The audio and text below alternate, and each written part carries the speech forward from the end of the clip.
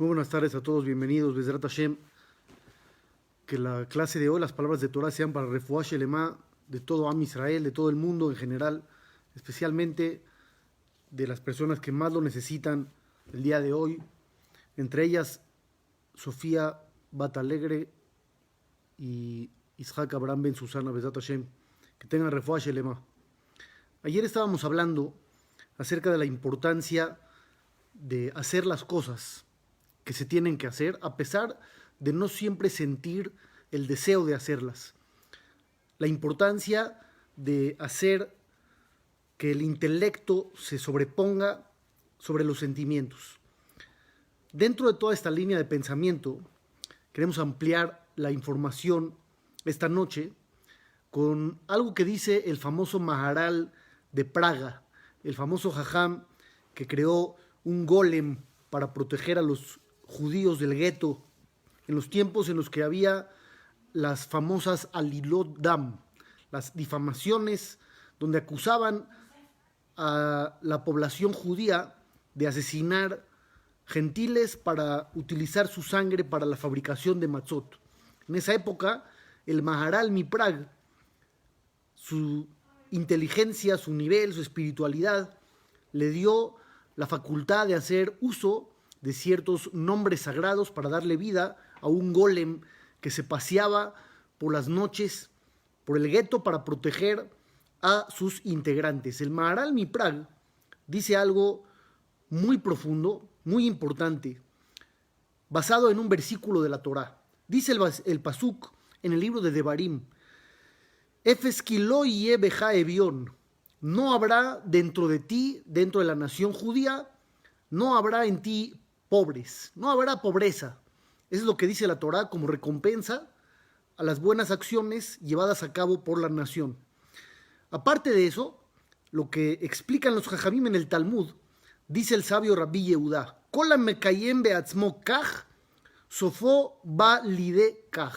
Todo aquel que cumple en él mismo esto será lo que va a vivir. Las palabras parecen no tener mucho sentido, no parece tener mucha explicación. El que cumple esto, vivirá esto. ¿A qué se refiere? Dice el Maharal Miprag: cuando una persona tiene un miedo, cuando alguien tiene un temor, en específico dice aquí sobre el tema de la pobreza, él mismo se estará provocando la pobreza. ¿Qué significa eso? Cita un versículo del libro de Job que dice: lo que yo temí es lo que vendrá sobre mí. Uno tiene el poder de subyugarse bajo la energía de ciertas cosas. Según la explicación del Maharal, nosotros actuamos en nuestro destino, y parte de nuestro actuar no es solamente con acciones, sino también con actitudes y con pensamientos. El que tiene miedo de quedarse pobre es más propenso que llegue a vivir una situación de carencia. Es lo que dice el Maharal explicando la frase del Talmud. Nosotros ayer hablábamos de que uno tiene que actuar, tiene que hacer las cosas, tiene que dejar de esperar a que sucedan. A veces tenemos miedo de actuar, tenemos miedo de hacer algo. No tenemos que dejar que el miedo nos domine. Tenemos que salir con confianza al creador del mundo y hacer lo que tenemos que hacer. Los Jajamim nos dicen que en ocasiones tenemos miedos porque estamos demasiado concentrados en un aspecto de nuestras vidas. Normalmente alguien que tiene miedo sobre un aspecto. A menos que tenga un grave problema emocional, que tendrá miedo de muchas cosas, gente que vive paranoica, que todo el tiempo tiene delirios de persecución o de conspiraciones en su contra, es otro tema. Pero lo usual es que uno tenga miedo sobre un tema. ¿Qué es lo que sucede? Dejamos de ver los otros temas que hay en la vida. Estamos demasiado metidos, demasiado enfocados. Ya no vemos el panorama. Estamos solamente viendo la oscuridad, pero no vemos la luz que hay alrededor.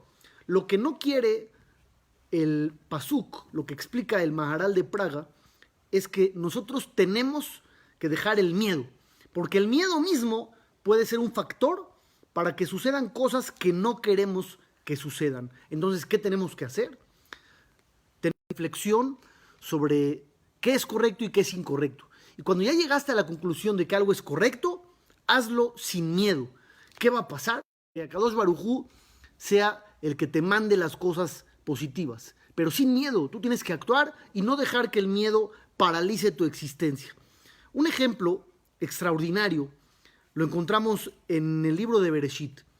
Nos cuenta sobre cuando Jacob, el patriarca, quería obtener las bendiciones de su padre y se hizo pasar por su hermano. Dijo: yo soy Esab, yo le traigo de comer a mi papá. Sin embargo, dice la Torá que cuando llegó Jacob, el papá le preguntó, Yitzhak le preguntó: ¿por qué llegaste tan rápido? ¿Cómo puede ser? Apenas te mandé por comida. Se supone que Esab iba a ir a cazar un animal, luego lo tenía que preparar. Esto toma mucho tiempo. En cambio, Jacob tomó un animal que ya estaba ahí y lo preparó. Entonces, Yitzhak, como que algo no le latía y le dijo: ¿cómo es que llegaste tan rápido? Y Jacob le contestó: porque Hashem, tu Dios, preparó el escenario y me lo presentó. Hashem me presentó la comida que yo te estoy dando. ¿Esto es una verdad o es una mentira? Realmente la historia es que la mamá preparó la comida, no Dios se la dio. ¿A qué se refiere aquí Jacob cuando dice: Dios, tu Dios, me entregó la comida? Y entonces lo que explican nuestros sabios es que Jacob entendió que todo viene del creador del mundo. Sí es verdad, la mamá es la que le dio el alimento, pero quien está manejando todo el escenario es Dios. Entonces, cuando él dijo Dios me lo dio, no estaba diciendo una mentira. ¿Qué sucede cuando nosotros pensamos esto en nuestra vida diaria? Si todo el tiempo vamos pensando que Dios maneja, Dios guía, Dios conduce, entonces tú haces lo tuyo, no das paso al miedo, no te paralizas. No sabemos cómo van a llegar a suceder las cosas al final. Los resultados no dependen de nosotros, pero lo que hicimos es lo que teníamos que hacer. Cuando haces que tu intelecto, después de un análisis, decida, no tengas ningún tipo de miedo. En una ocasión, les voy a leer una historia muy curiosa que había leído, que nos dice que un individuo, una pareja, habían llegado a casar a su hijo número 15. Imagínense esto, 15 hijos. Y estaban en la boda del último, el número 15. Entonces el papá del novio se paró en el banquete y dijo: quiero dar unas palabras. Todo el mundo conmovido. ¿Qué dices, no? En una ocasión así, uno se conmueve cuando es el primer hijo, uno se emociona cuando es el segundo, pero en un caso como estos eran 15 hijos. Él seguramente vio esto como una tarea titánica, llegar a casarlos a todos y verlos en la jupá y verlos alegres era obviamente una cosa extraordinaria.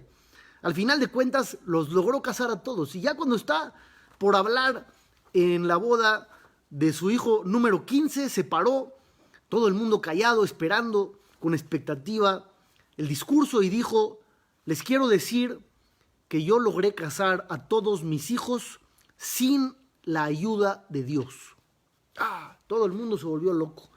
¿Cómo? Este hombre está diciendo que casó a todos sus hijos sin la ayuda de Dios. Pensaron que iba a decir lo contrario. Iba a decir: Dios me ayudó, Dios me dio. No. Él está diciendo que logró él casar a todos sus hijos sin ayuda divina. Obviamente se escucharon algunos ruidos en el salón, voces de sorpresa, voces de angustia, uno que otro grito de sorpresa. Cuando este hombre dejó pasar unos segundos, la sorpresa de la gente seguía en el aire y dijo: les quiero aclarar que Dios no me ayudó, Dios hizo todo. Entonces todos entendieron. Al principio estaban vueltos locos. ¿Cómo este hombre dice que logró casar a 15 hijos sin ayuda de Dios? Pero al final dijo: la verdad, Dios no me ayudó, Dios hizo todo. Cuando Dios te ayuda es porque tú también pones parte. Él sintió en su experiencia personal que había gozado de una intervención divina mágica en donde prácticamente él le adjudicaba al creador del mundo todo el éxito. Cuando pensamos así, no significa que dejemos de actuar. No hay que equivocarnos. Al hombre le corresponde hacer su trabajo. Pero al entender cuánto interviene Dios en tu vida, el miedo se va. Tienes tranquilidad, ya no estás con temor de que cada cosa pueda traer un desastre, porque no eres el único encargado de la tarea. Y en realidad Dios está manejando cada uno de tus pasos. Cuando Yitzhak Avinu, el segundo patriarca, se dedicó a aumentar sus recursos económicos, nos cuenta la Torá, Vaizra Yitzhak baaretz ahí, sembró Yitzhak en una tierra, empezó con este trabajo para poder lograr mayores ingresos, y Vaivarejeu Hashem, Dios lo bendijo. Lo que el versículo nos dice, en donde se reflejó la bendición de Dios, Vaimtza, encontró ese año que en vez de que produzca 1 kilo, producía 100 kilos. Eso fue lo que encontró. Lo que los jajamín preguntan es que no se entiende muy bien la oración. Cuando tú trabajas, vendes un producto, cobras, ¿encontraste el dinero? ¿Qué significa encontrar? Cuando hablamos en el hebreo bíblico y en el hebreo también de hoy en día, que dices una metziá. Una metziá es algo no normal, algo que te encontraste, algo que surgió. No es algo que tú hiciste. Cuando dice que Yitzhak, el patriarca, fue, trabajó, sembró, regó, cosechó, contrató, obviamente no estamos hablando de que encontró nada. Él lo trabajó, está viviendo el fruto de su trabajo y de su esfuerzo. Entonces, ¿por qué la palabra Vaimtza? ¿Por qué decir encontró?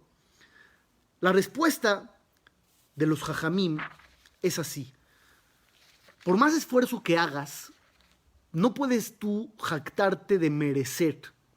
No puedes decir, Dios tenía que darme. Aunque hagas tu esfuerzo, aunque vayas, trabajes, salgas y hagas lo que tienes que hacer, no sé si habrá algún ser humano que pueda hoy en día decir yo merezco. Entonces, al final de cuentas, siempre lo que obtienes es un regalo de Dios. Al final, puede ser que trabajaste, puede ser que sembraste, regaste, cosechaste y contrataste empleados. Al final de cuentas, lo que estás obteniendo, tienes que verlo como un regalo de parte de Akadosh Baruj Hu. Todo esto nos dirige a una conclusión. Si Dios nos da, aún sin merecer, significa que Dios cree en nosotros y nos quiere. Al entender que Dios invierte en ti y te aporta, eso tiene que mejorar tu estado de ánimo. No solamente no estás solo, no solamente estás acompañado, no solamente Dios guía tus pasos, también invierte en ti. Está al pendiente y te está dando todo lo que necesitas y a veces lo que no necesitas, porque Dios también nos da cosas para darnos gusto, porque es la verdad. Y si no merezco y Dios me da, significa que Dios me quiere. Y si Dios me quiere, tengo que sentirme mejor, mejor conmigo mismo, mejor con mi desempeño en la tierra, y tengo que ver hacia adelante para poder lograr más de lo que he logrado hasta hoy. ¿Cuál es realmente el problema de nuestras vidas? Uno de nuestros problemas más importantes es la falta de concentración. A veces no estamos enfocados en lo que tenemos que lograr. Dejamos que la vida pase con muchas distracciones, con mucha falta de sensibilidad hacia los temas importantes. No estamos enfocados realmente en lo que tendríamos que estar enfocados. ¿A qué me refiero? Les quiero leer uno de los pasajes más impresionantes que dijo uno de los grandes jajamim de la época del Talmud, Rabbi Yossi ben Kizma. Este jajam vivió en una época muy complicada. En esa época el imperio romano que dominaba a la nación judía no permitía el estudio de la Torá, no permitían que el pueblo se ocupara de su religión, de sus principios y de sus valores. Aún así, este jajam y muchos otros estaban estudiando Torá en secreto. Él cuenta una de sus historias y nos dice, una vez estábamos estudiando Torá de manera clandestina y estábamos en un lugar muy oculto dentro de un bosque. Estábamos entre los árboles estudiando Torah, cuando de repente se escuchó un ruido. ¿Qué había pasado en realidad? El aire empezó a soplar muy fuerte, ramas en los árboles empezaron a chocar unas contra otras y se oyó ruido.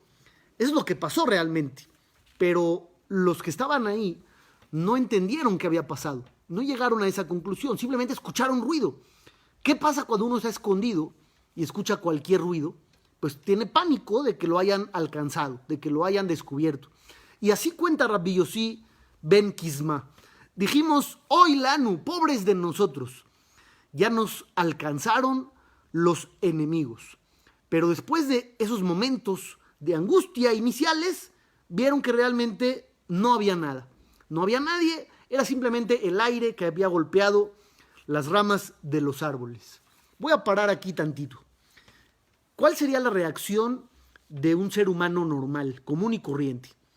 Estabas escondido, pensaste que te habían descubierto y luego ves que realmente no hay nada. No hay enemigos, no hay rastro, simplemente fue un ruido de un árbol. Cualquier individuo común hubiera dicho, estoy tranquilo, gracias Dios. Todo lo que pensé, pues al final no era nada. Y hubieras alcanzado un grado de tranquilidad mayor al que tenías. Sin embargo, y ahora regreso a la historia, Rabbi Yossi ben Kisma cuenta otra reacción por completo. Amarnu, en ese momento dijimos, nos sentamos, lloramos y declaramos, hoy Lanu, pobres de nosotros. ¿Por qué pobres de nosotros? Porque se cumplió un versículo que dice en el libro de Vaikra, les van a caer encima miedos que no existen, cosas que no están pasando. Un simple ruido los va a hacer temblar. Y es lo que se cumplió. Quiere decir que este jajam y el grupo que tenía junto con él, en vez de decir, no pasó nada, dijeron, aquí hay un mensaje de Dios. Tuvimos miedo, esa es la realidad. Vivimos un momento de angustia, porque lo vivimos. Seguramente algo no estamos haciendo bien. Me explico. Nosotros dejaríamos ir las cosas sin el análisis posterior. Diríamos, bueno, tuve miedo y qué tonto fui. Al final no era nada. Simplemente estaba yo paranoico. Es lo que nosotros diríamos. ¿Y qué mensaje tendríamos? Pues ninguno, porque desechamos la experiencia al descubrir que no era real. Estos jajamín dijeron, espérate tantito, es verdad que no hubo nada. Es verdad que era el aire, no había enemigos, es verdad. Pero la realidad también es que vivimos un momento de angustia. La verdad es que estuvimos asustados y temerosos. Ese momento de angustia no puede haber venido de a gratis. No puede haber venido sin previa supervisión, autorización y aval del Todopoderoso. Todo viene por algo. Y es lo que ellos dijeron. En vez de decir, wow, no pasó nada, se sentaron a llorar entendiendo que Dios les estaba mandando un mensaje. Esto solamente lo vive alguien que está conectado con Dios 24/7. En vez de decir, vivo unas cosas de a gratis, unas sirven, otras no, unas son vanas, otras son importantes, porque así vivimos nosotros. Si alguien te pregunta qué hiciste en el día, seguramente vas a contestar nada o vas a responder lo mismo de siempre, porque para nosotros hay cosas importantes y cosas no importantes. Si, por ejemplo, tienes planeado un viaje, bueno, ya sé que les estoy echando sal a las heridas, porque no hay viajes ahorita, pero si alguien tuviera planeado un viaje en 2 semanas, él va a decir, ¿qué tengo que hacer ahorita? Tengo que vivir y aguantar 2 semanas. Y ya en 2 semanas, pues la vida volverá a valer la pena, a cobrar sentido. Pero lo que voy a vivir de aquí a 2 semanas es simple la vida normal, esa vida que tenemos que soportar y ni modo. No es así lo que vive la gente que está conectada con Dios. Cada momento tiene sentido, cada momento vale la pena, cada instante tiene su aprendizaje. A veces no queremos, pero esta es la vida real que tendríamos que tener. Me voy a ir a un ejemplo increíble.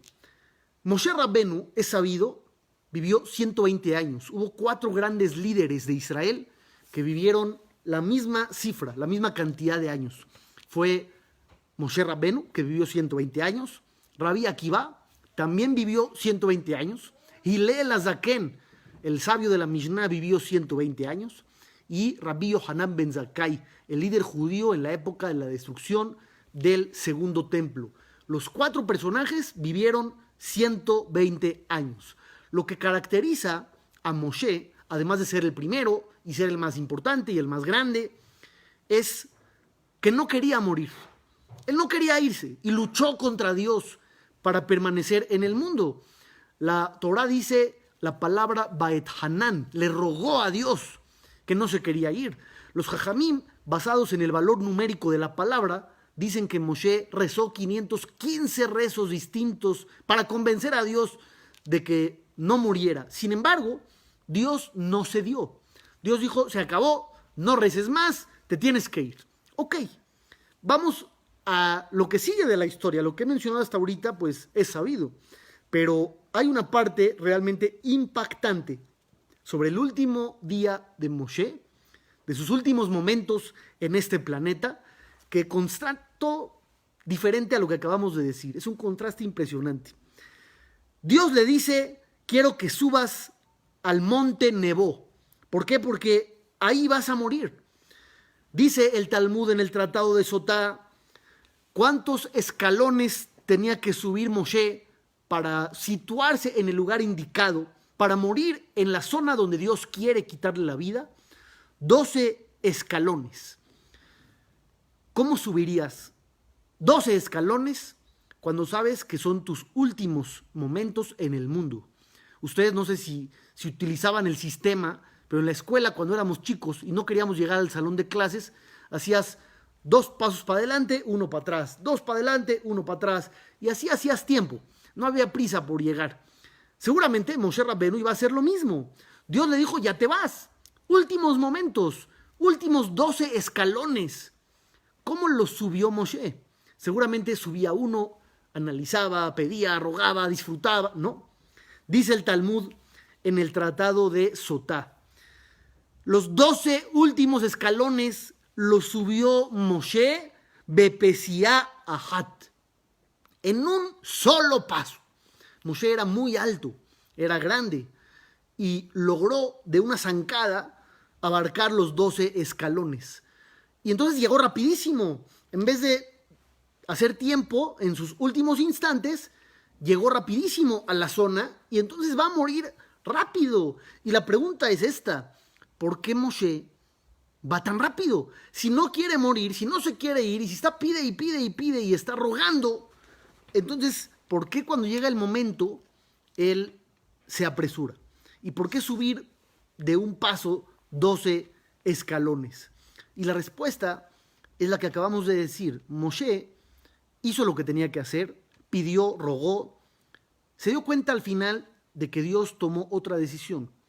Moshe está tan conectado con Dios que aunque no sea su propia voluntad, es capaz de situarse en el mismo canal emocional que su creador. Ya hice lo que tenía que hacer. Yo pedí, me dijeron que no. Ahora, ¿qué sigue? ¿Me sigo poniendo difícil? ¿Sigo poniendo trabas? ¿O cedo y empujo mi voluntad para darle lugar a la del creador del mundo?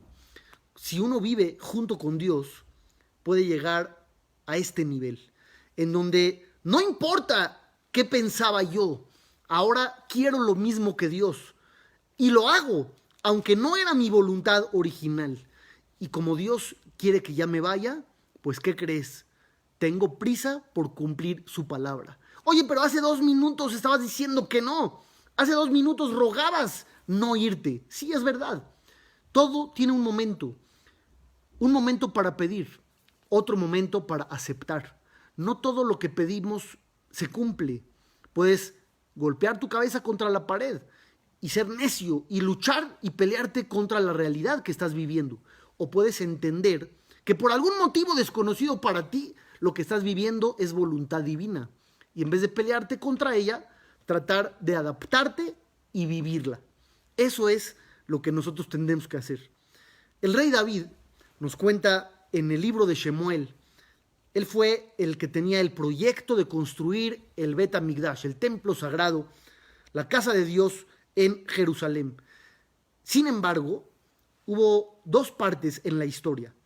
La primera es cuando David le comenta al profeta Natán: quiero construir la casa de Hashem. Y entonces el profeta dice: pues sí, ¿por qué no? Buena idea.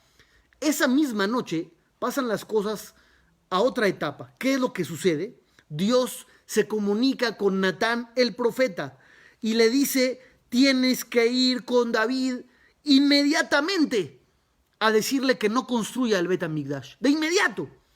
¿Pero por qué de inmediato? ¿Qué prisa hay? ¿En cuánto tiempo se construye un Bet HaMikdash? Si ustedes leen los pasajes en la Torá y en los libros posteriores, pues esta era una construcción magnífica que tenía que construirse con detalle, con detalle, con detalle. Había que ser muy, muy, muy escrupuloso en cada cosita. Había mucho oro y joyas y piedras preciosas y había telas con grabados. Hay que esculpir cosas. Esto no lo construyes en un día, no lo construyes en un mes. El rey Shlomo tardó años en construirlo. Entonces, ¿por qué tanta prisa en decirle a David que frene el proyecto? No ha iniciado ni siquiera. Esto fue una idea que acaba de platicarle al profeta Natán. Si va mañana en la mañana, después del desayuno, y le dice: oye David, ¿qué crees? Dios me dijo que no. Pues todavía no pasa nada. No le vamos a frenar el proyecto a la mitad y ponerle un sello de embargo. Esto no tiene sentido. Sin embargo, dicen nuestros jajamim, Dios le dijo a Natán: tú tienes que entender de quién estamos hablando. Estamos hablando del rey David. El rey David es mahir, es una persona ágil, es rápida. Él seguramente ya está contratando empleados. Ya está contratando. Y entonces, si te tardas un día, ya le vas a hacer perder dinero. Porque va a tener que deshacer los contratos, las firmas. Ya no se puede hacer de manera tan sencilla. Pero, ¿cómo? ¿Un día? Un día apenas se le ocurrió el proyecto. ¿Ya va a contratar gente? No, seguramente las cosas tardan. ¿Cuánto tardamos nosotros en hacer las cosas? Hagamos un análisis. Ya llevamos un año en pandemia, ¿no? En algunos lugares del mundo. Nosotros tal vez nos faltan unos días.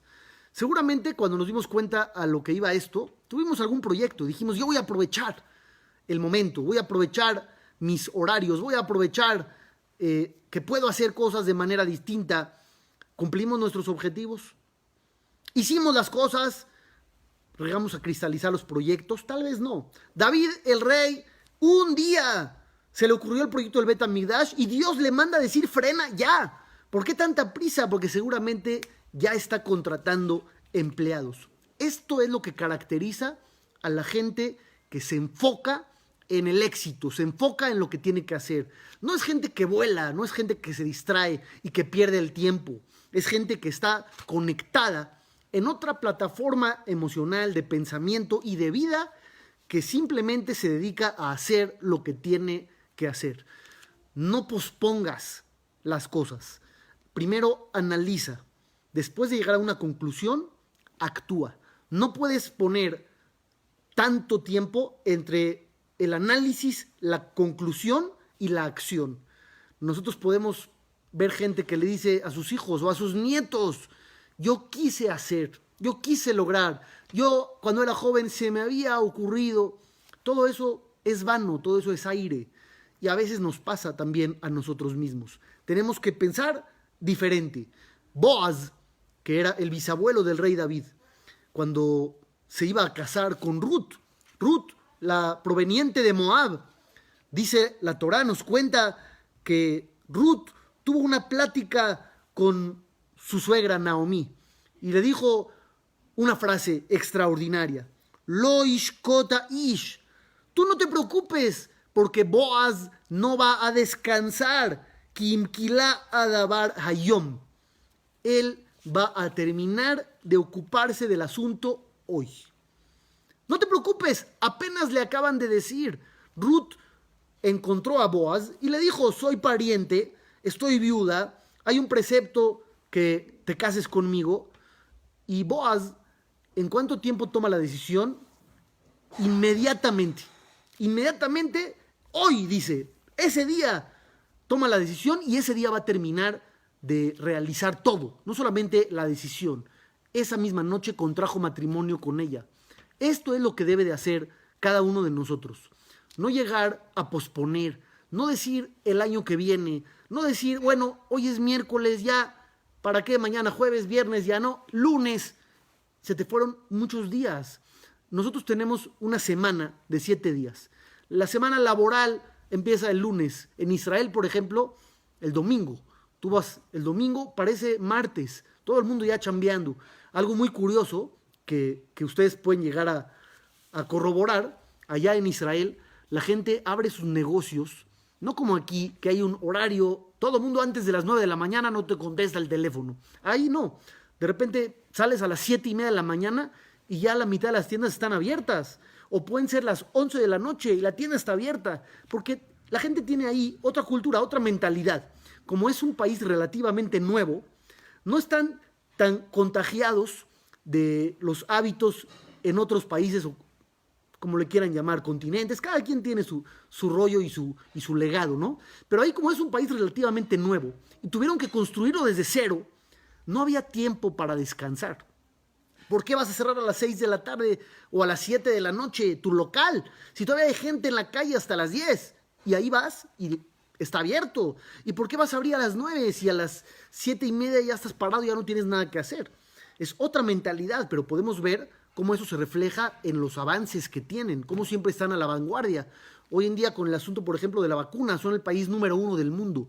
Tienen sus problemas, tienen sus rollos, como cada país y cada sociedad los tiene. Pero en este aspecto, yo creo que son admirables. No hay tantos tiempos para descansar, no hay tantos horarios muertos. La gente tiene prisa por lograr y por hacer, por definir, por concretar. Y es lo que nosotros tenemos que hacer en cada día de nuestras vidas. ¿Qué proyectos tienes? Vuelve a analizar. No dejes que pasen los años, porque se convierten en décadas y luego se convierten en esperanzas y luego se convierten en historias que nunca se llegaron a realizar. Vuelve a analizar tu vida. ¿Qué proyectos tienes? ¿Cómo los puedes concretar? ¿Qué pasos tienes que hacer? Y manos a la obra. Bezrat Hashem, nos vemos el día de mañana, misma hora, mismo canal. Que tengamos todos Berajá Beatzlajá, Refuá Shelema para todas las personas que lo necesitan. Que veamos salvación y tengamos buenas noticias. Bezrat Hashem Yitbaraj.